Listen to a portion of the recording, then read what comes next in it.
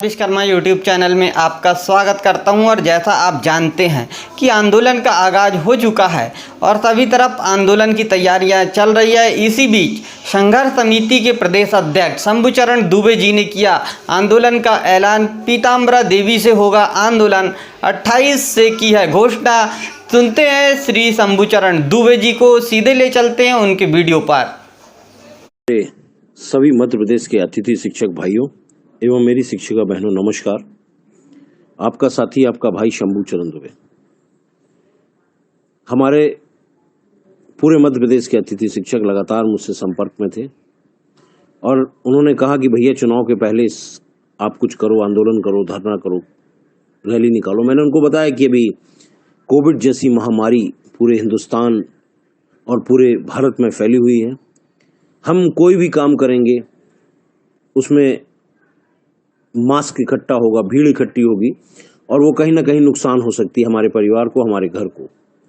लेकिन चूंकि हमारे मध्य प्रदेश के सभी अतिथि शिक्षकों की हालत खराब है और उन्होंने कहा, मेरे पीछे पड़े, उन्होंने जिद किया कि भैया इसी बीच में आप आंदोलन करिए, उपचुनाव के पहले आप कुछ करिए, पद यात्रा करिए, रथ निकालिए या आप मुख्यमंत्री से सबसे बात करिए। मैंने सब प्रयास किया, सबसे बात की,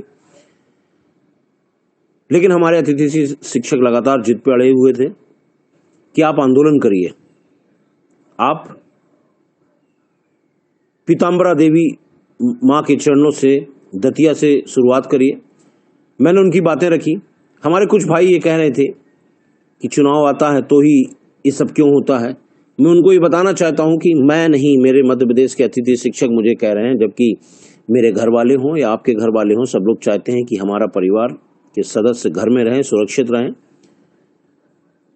क्योंकि अगर आपके साथ कुछ होगा तो आपके परिवार वाले भी आपकी मिट्टी में खड़े होने तैयार नहीं है। इस तरह की बीमारी ये है।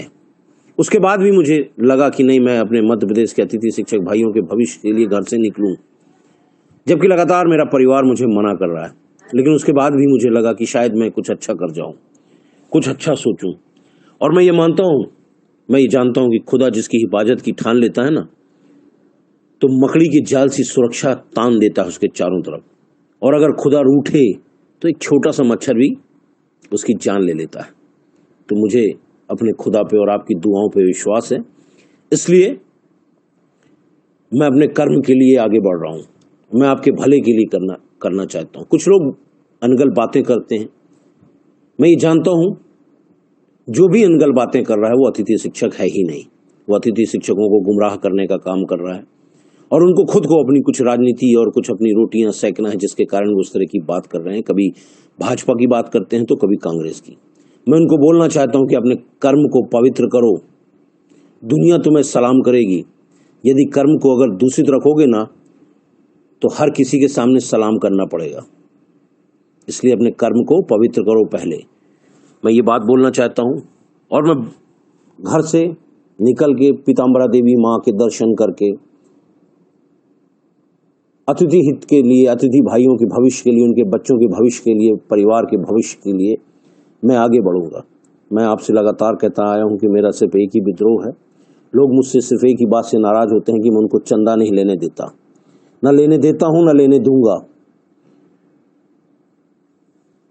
उनको मैं ये बताना चाहता हूं कि गलत सोच और गलत अंदाजा इंसान को हर रिश्ते से गुमराह कर देता है।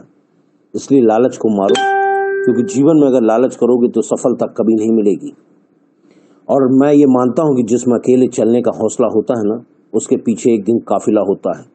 और ये जो लोग विद्रोह कर रहे हैं वो जानते हैं, उन्होंने अकेले करके देख भी लिया कि मध्य प्रदेश का अतिथि शिक्षक किसकी आवाज में बाहर आता है।